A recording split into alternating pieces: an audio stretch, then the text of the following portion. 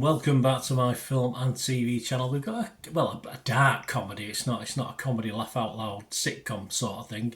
This is a drama thriller comedy film, 103 minutes, snazzily titled The Crumb Catcher or Crumb Catcher. There you go. So watch the film, you'll know what it's talking about. This is directed by Chris Scotch DuPole. Another great name. And this was in theatres in the US from July the 19th, 2024. I'm recording this on July the 23rd, 2024. So check your territories about availability. Very soon your streaming sites as well. What's it about? Well, for a title like that, it's about an inventor. There you go. A newlywed couple is held captive, though, in a remote lake house by a maniacal, optimistic inventor and his sour wife, who are desperate to finance his dream project with a half-baked blackmail plot. So I liked it. I like the synopsis on this, and we'll tell you a little bit about it in a moment. Yeah, just before that, guys, if you are new to the channel, you do like what I try and do, please press that subscribe button, press the bell notifications, give us a like, always very gratefully received.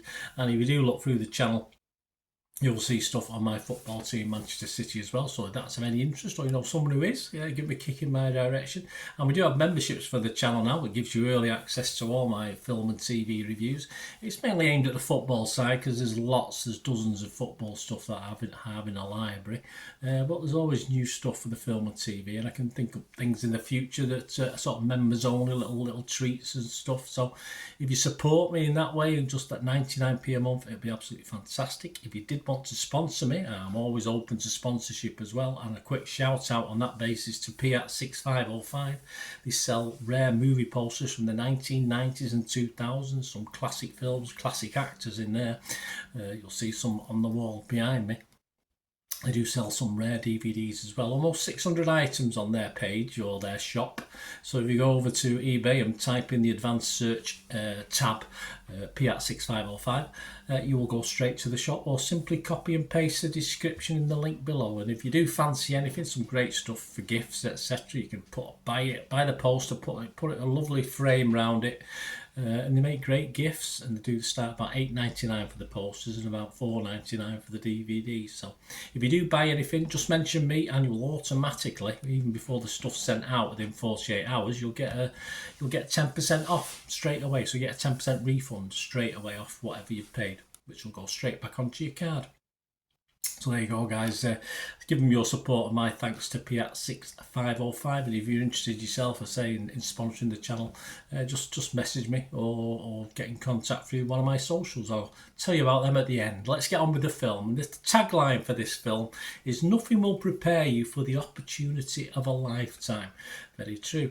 New faces to me, well, sort of new faces. I think one or two of them I might have recognised. Certainly two of them I recognise of the four. Rigo Gurray stars in this. Ella Ray Peck, John Speridakos, and Lorraine Faris all star in this. And they're the four main protagonists. There's not many. There's other bits and pieces in it. And I'll tell you what I thought. There are parts of this that sort of pique your interest, or sort of pique my interest, and you think, here we go, it's going to get good now. But sadly, it didn't overly get as good as it perhaps I was hoping it might do. So I was left a little bit unfulfilled. It's funny, I've watched about 3 or 4 of these horrors, dark comedy horrors, psychological thrillers, if you like this is, recently. And there seems to be a desperation when people reviewing these at the moment to give them higher marks than I think they deserve. I don't think it's just me thinking that. And of course, when you go to watch them, you see these high marks and you get a little bit disappointed with what you see on the screen.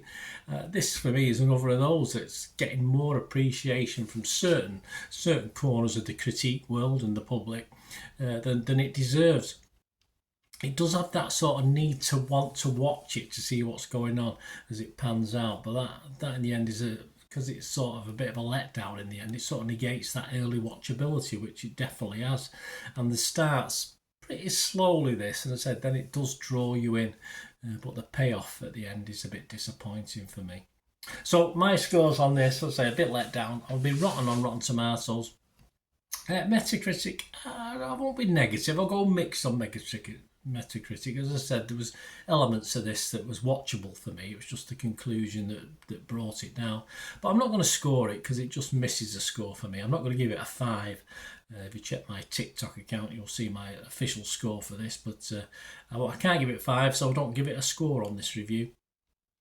A little bit disappointed. Other scores, though, as I said, a bit of a mixed bag. On Rotten Tomatoes, it's well liked, 6.9 out of 10, with 19 fresh and 3 rotten. So, as I said, higher than I would have thought.